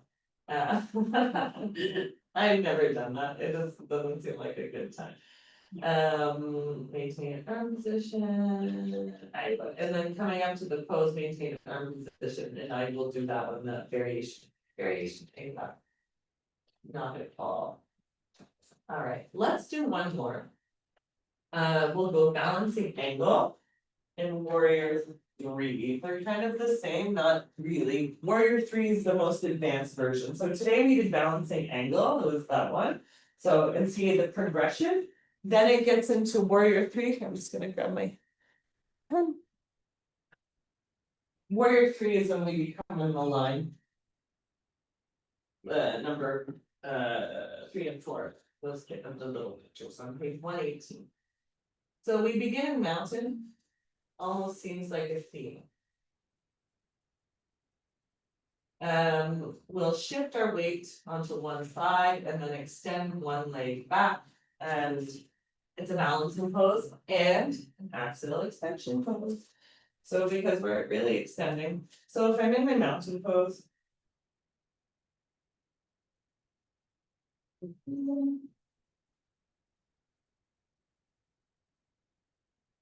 Okay, I have my mountain pose. I prepare. And then I'll think, and I really want to think of the 2 panes of glass for my hip at this time. Then I'll just slide the foot back. So I also angle myself a little more. Remember I was talking about rotation a little bit in this one. So why was I talking about that? Show you from the front. So I'm here and here.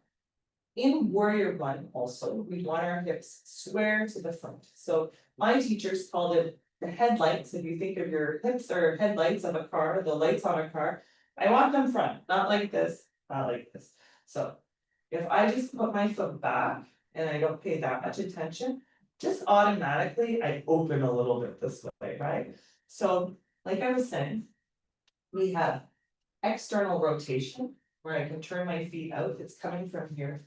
And then I also have internal rotation.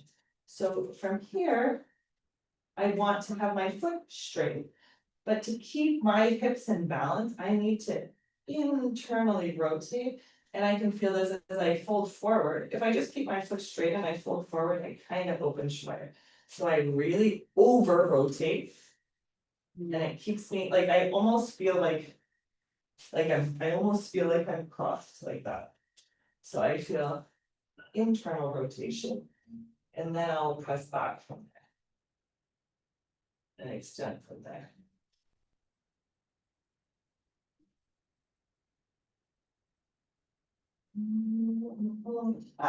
You can also have your hands on low back, like this. If I wanna work, so reason for that, usually I'll start with hands on hips. Anytime that I go back. See, my low back is gonna go, oh, it's very easy to happen. So if I put my hands on my low back like that, it helps me keep that long lengthened. And then maybe I won't put my leg as far back if I'm feeling that. So I'll rotate in, lengthen. And then my supporting leg, I wanna be able to bend or straighten it. If I straighten it, I wanna be sure to have the strength. Sometimes straightening your leg is the same as like dropping, like when I went into the hips, the toes. And I dropped, it's kind of a similar thing, so I wanna always stay extended, cause if I'm here and I just lock. Versus having this mobility and this ability to change a little bit. And morph throughout it, so from there. So. From the balancing angle, the rotation of the back leg is huge, and rotation is huge. When we're rotating. It's this. Big guy right here, so entering. This is our femur, it's the biggest bone of the body, and it goes into this socket here because he's a mannequin. There's metal and screws. In real life, there's cartilage that surrounds this thing. And there's a fluid called synovial fluid, it's like a grease, it's like a oil and a lubrication inside of our body. That our body creates, so when we do our circular joint warm up, it cues the little sacs. Or like glands or sacs inside of the joint, and it releases this oil, it's like, okay, it's getting ready, it needs to be lubricated. So that's why it's really important to just like prep your body, and you can even be like, hey body. We're gonna move in a minute, you know, so there's like a pre-warm up, you know. Always with the pre-warm up. For this one. Yeah, exhale and close. Close the ribs and close the stomach. And gaze softly straight ahead, so that doesn't mean straight ahead like this, because my angle decreased, my straight ahead is gonna become a point on the floor. Often I kind of am like where the corner of the wall meets, or I like to take a line on the floor if I can see one.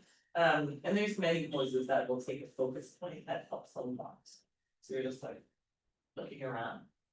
Like once you're comfortable with the poses.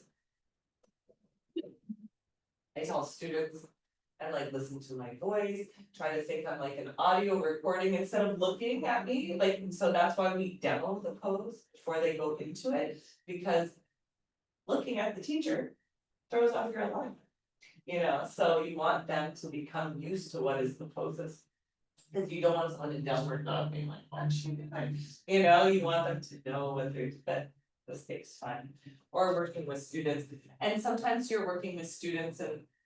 You know how people are, they don't wanna admit they don't know. It's so funny to me as a teacher, because I mean, the reason that you came to class is cause you don't know. Like, I didn't expect you to come to class and know, I expected you not to know. Actually, cause that's why you're in my class, you know, so people have a really hard time humbling themselves. And admitting that they don't know, so, okay, smart guy, it's cool, you know what I mean, but maybe try this, allow me to demonstrate this for you, and then we'll all try it together. You know? And then that depends on the level, I mean, you don't wanna talk like that to a class of people that's been doing yoga for 20 years, of course. You know, but if you're looking at doing a population, then that's what you. Help them a little more that way. So bending the knees slightly, as I mentioned, so try not to lock your knees anytime. Just always have that bounciness. I was saying this morning before you got here, Tina, even when we come in the table pose, I don't wanna like lock my arms like this, it's very, like, if I came this way, it's very dangerous, it'd be totally not good. So I always want my creases of the elbow, the bend on the inside. My elbow outward, and also so I feel like I can have this movement. Even up on my fingers like this, because anytime I'm here, I just cut the line of energy. It's broken. And you want it to flow, this is also a broken line of energy, but here. It's kind of flowing based on the shape of my body, so we just wanna avoid locked joints. At any point, like we were saying, going to the end, the compression, I don't wanna go into my compression, I don't need to, and it's actually like. Startling for the body, we don't always do that. So allow the gaze for this one to drift downward, because we're keeping our head in relationship to our chest. Again, the previous poses, everything, all the points are the same. Subtly square left hip to front. So that's when I talked about keeping the hips squared to the front, that's when I talked about the rotation. Build the leg, hold pose, breathe smoothly. Then conclude coming back. Save forever. The press points of this one. The foot. The toes. Arms, hands, chest, crown. That's like all of them, right? And then we're energizing the line. When I look at a yoga pose. I kind of like blur my vision a little bit to look at it. And I think about it this way, I'm like gonna think. Where's my line of energy? See? I'm always thinking of that, so I'm thinking of those accents or accents. Here. And how I can energize my line, so energize your line is like when I was saying. Having my arm like this. Or having my arm energized, like I'm shooting a laser from my fingers, so in my yoga poses. I think of lasers coming from my head and my foot, or wherever they need to come out of. To extend and energize my line. What am I energizing my line with? With energy, with intention, with life force.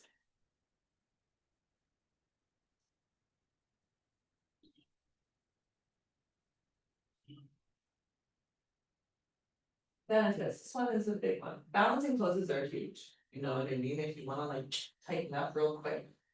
Balancing poses. Super, they'll tone your body more than anything, especially through the thighs and the ass, usually that's. As us ladies, that's what we're trying to go for quickly, quick fix.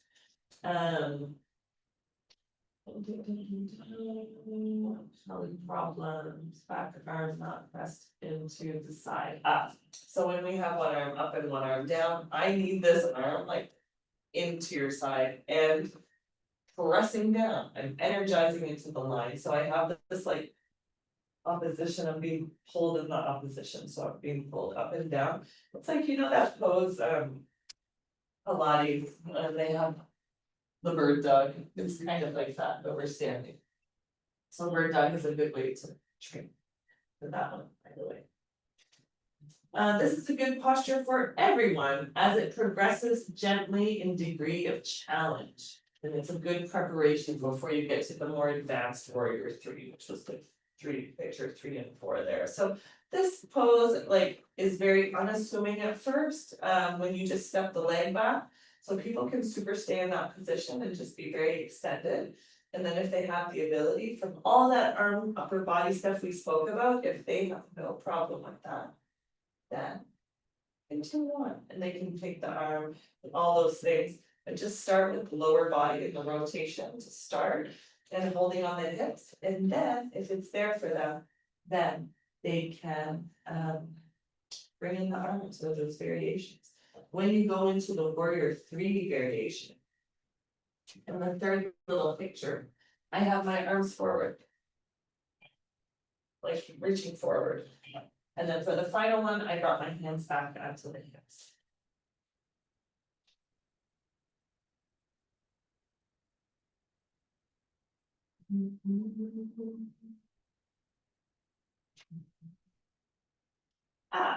Variations for seniors or those with balancing difficulties.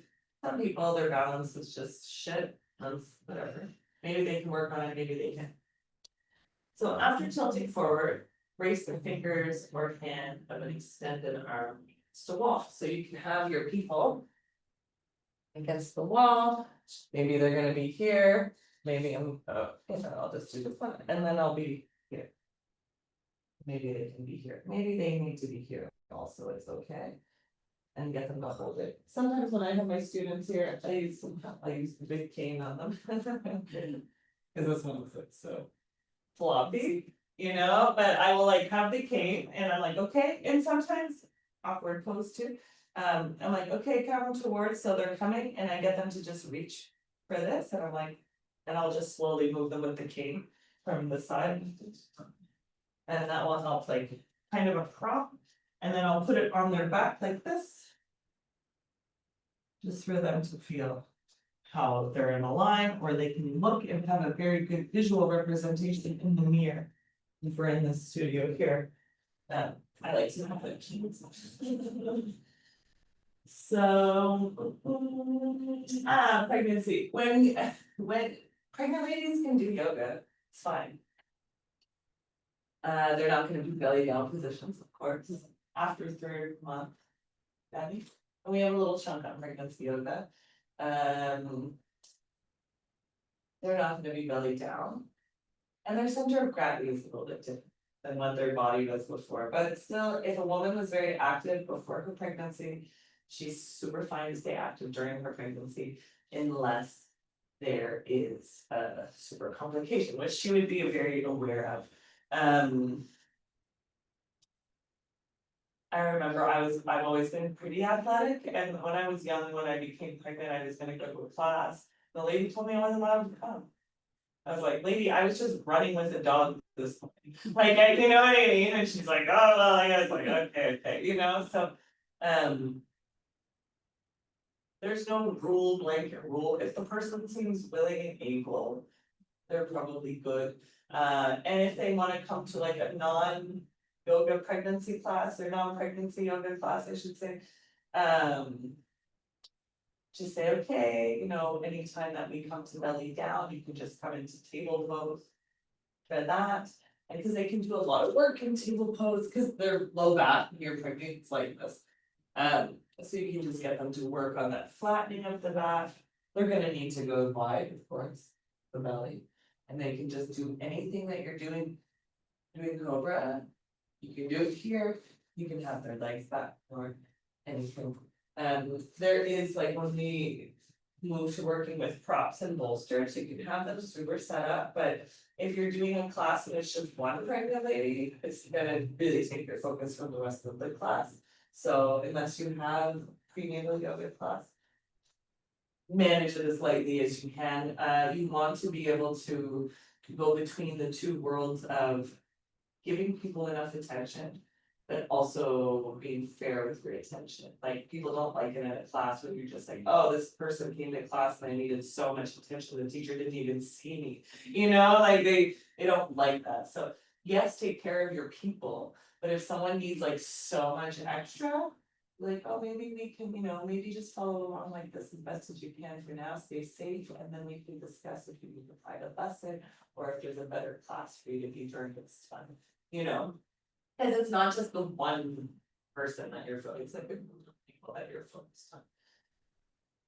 time management, priority time management, things like that.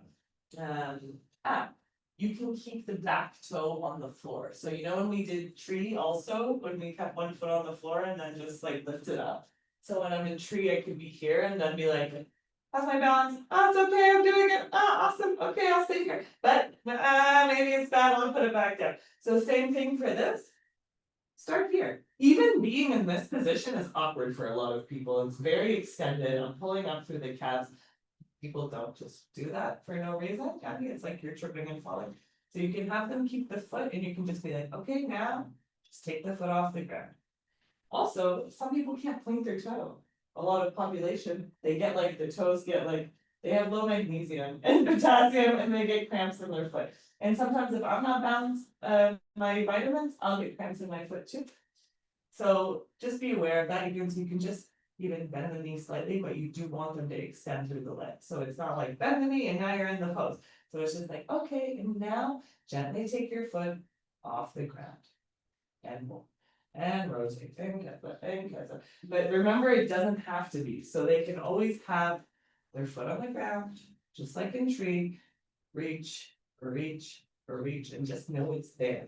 So they can train that front leg. And then by maybe the next week, they're like, yeah, I could do it, you know, so it's just, or maybe in that session, but then by the third breath, they can have their foot off the floor for just another breath. So. Any questions about those poses for today? And we're gonna come back to the balancing angle in warrior three when we do the warriors. Yeah. Any questions?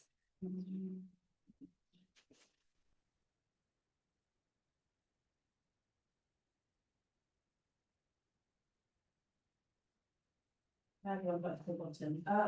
But. Yeah, or if you have it, jot it down. So we'll make our lunch. You got it? When it's in awkward pose, or probably in any pose with the arms being extended.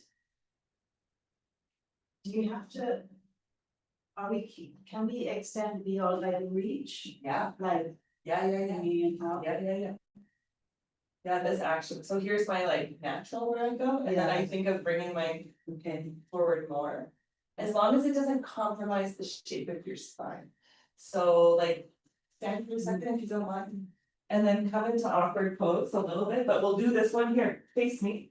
We'll do this one where we're like holding each other. So yeah, see how they're coming out a bit, but they're not all. Like I didn't let it fully go, so I'm still engaged, so what am I thinking in the front? Yeah. So as long as you're still open in the front, so as long as it's not turning into this. Yeah. And as long as I'm still here. Okay. I went to this guy in Maadi at Osana, this older British guy, Steve. Yeah. His class was really nice, like the gentle vinyasa, I think it was. He had this really cool, it was from his Iyengar training.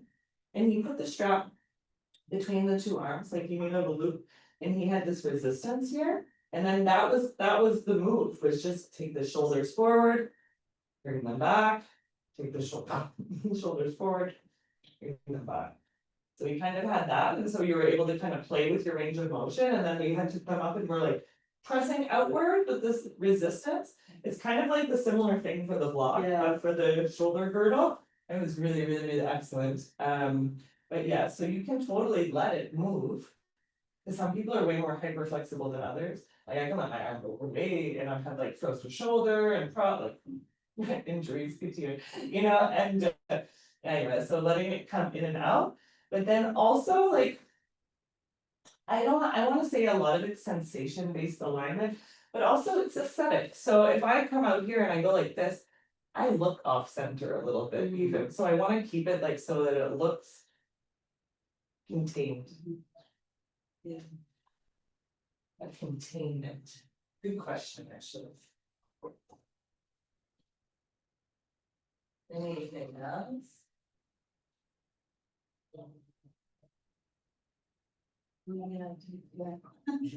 The net.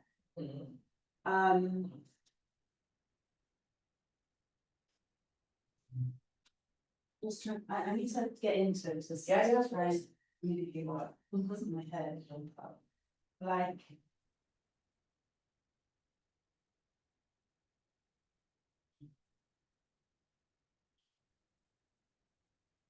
I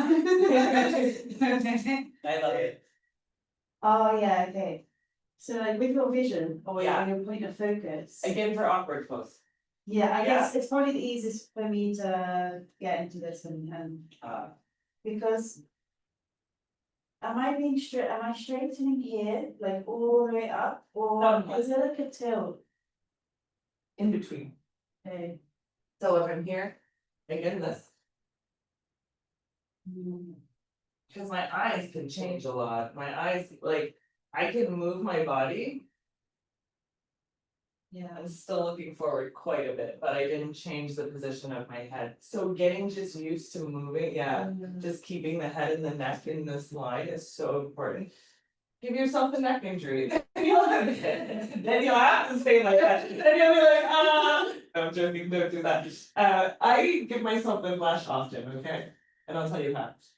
When I do whirling, if I don't do a really good pre-warm up, because I spot, so I'm turning and I'm whipping my head around, so if I get a little too excited, and I'm just like, what, like, I'm like, what did I do? I'm like, I know what I did, I know the feeling now, you know, and I've been doing it for a long time and I still do it. You know, so it's like, once you have that, or like, you know, sometimes you wake up, you're like, I can't turn my neck, and you're just like, everything feels like you're moving like this. Sometimes it's good to practice that, actually, so when I'm in the awkward pose, I just really have this.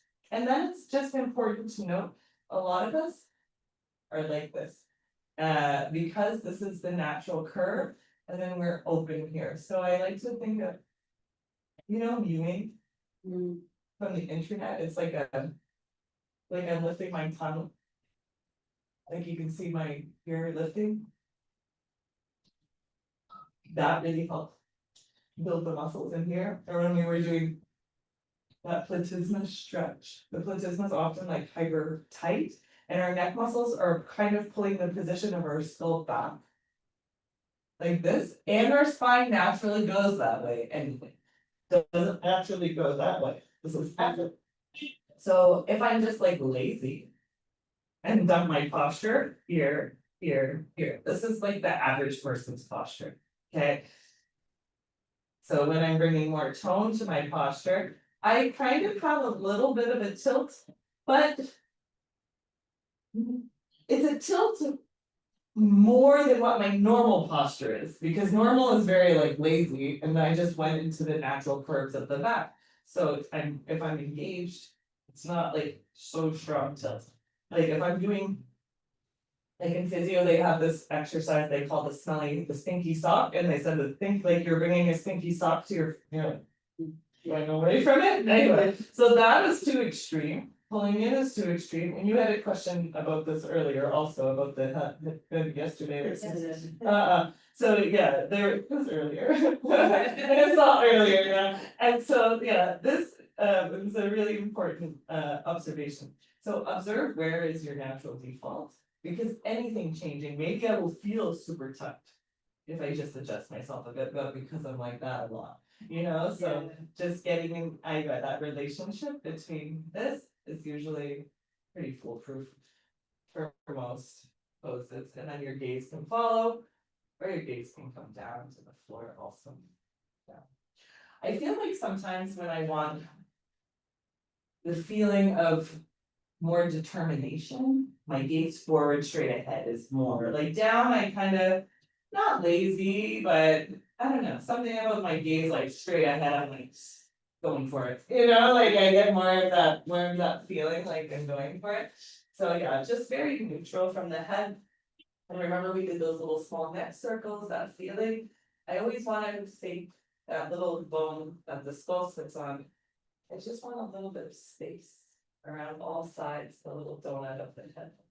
And so having a mirror is really helpful. Sensational based alignment is very necessary. But sometimes what we feel is not what actually is happening, you know. I remember when I first started practicing, my teacher was like, your foot is turned in. I had one of my feet that turned in, I didn't even know. I was like, what? My feet are, I'm pointing them front. In my prior perception of my body, I thought I was. But then I looked, and I was like, oh, I'm not. So I had to like retrain Again, retrain and observe myself what I'm doing.